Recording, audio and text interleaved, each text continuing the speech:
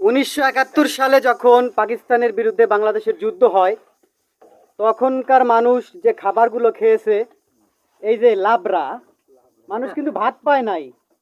মানুষ ভাত পায় নাই, অনেক কষ্ট করে কিন্তু এই লাবড়া মানুষ খাইছে।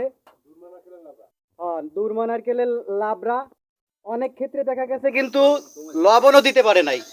লবণ দিতে পারে নাই, এই লাবড়ার সাথে তারা নারকেলের পাতা চিবিয়ে কিন্তু লবণ উপলব্ধি করে তারপরে খাইছে। তো সেই লাবড়া আজকে আমরা খেয়ে দেখব যে 71-এর সময় যারা যুদ্ধ করছে এই লাবড়া খাইয়া তারা কতটা কষ্ট করে যুদ্ধ করছে। এই লাবড়া কিরকম লাগে আপনারা দেখতেছেন, এই যে লাবড়া আজকে কিন্তু আমরা সেই লাবড়ার আয়োজন করছি।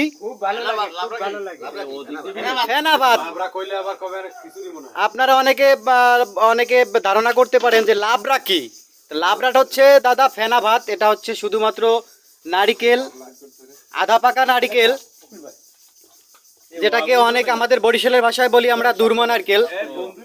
সে দুর্মা নারকেল এবং আলাসাইল এগুলো দিয়ে কিন্তু, আর আপনারা দেখতেছেন পাতায় খাচ্ছে। আপনারা ধারণা করতে পারেন যে পাতায় খাচ্ছে কেন, এই ডিজিটাল যুগ মডার্ন যুগে এসে তারা কলার পাতায় খাচ্ছে কেন।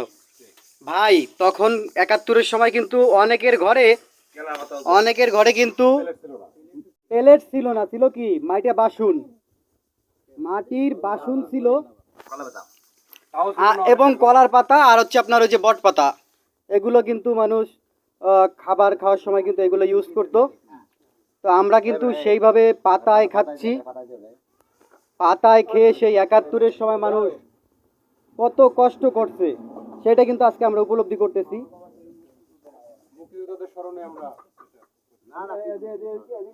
তো আমাদের কিন্তু এই খাবারের পরবর্তী আয়োজন আছে, আমাদের মুক্তিযুদ্ধের ইতিহাস আমরা জানবো আমাদের এলাকার মুরব্বীদের কাছ থেকে। বিশেষ করে আমাদের খুলনা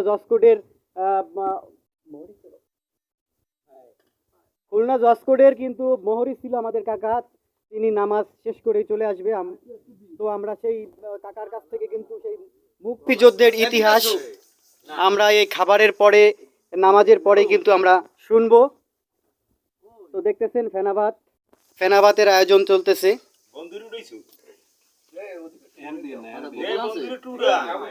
আমরা কিন্তু একমাত্র উপলব্ধি করার জন্য যে এই ফেনা ভাতটা কিরকম খেতে, সেইটা উপলব্ধি করার জন্য কিন্তু আজকের এই ফেনা ভাতের আয়োজন।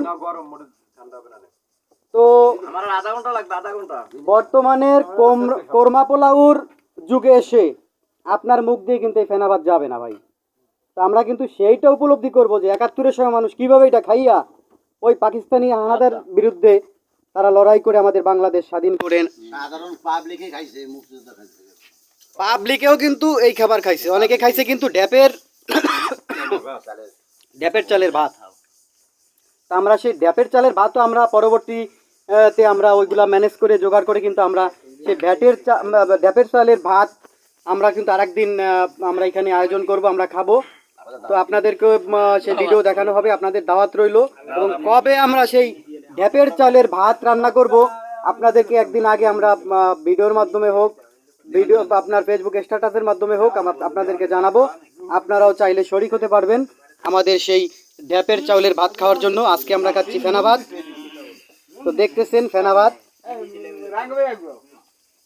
আপনি কিন্তু ভাই একবার কি দুইবার মুখে দিয়ে বলবেন কি, ও এর থেকে আমার বাসায় কোরমা, পোলাও, বিরিয়ানি এইগুলা রাইখে আসলাম ফেনা ভাত খাওয়ার জন্য। তাহলে আপনি কিন্তু উপলব্ধি করতে পারবেন না যে 71-এর সময় মানুষ কত কষ্ট করছে। যাই হোক, ভিডিওটা আর দীর্ঘায়িত করব না। আমাদের খাবারের পরবর্তী আয়োজন আছে নামাজ শেষ করে আমরা যুদ্ধের ইতিহাস শুনবো, মুক্তিযুদ্ধের সময়কাল ইতিহাস।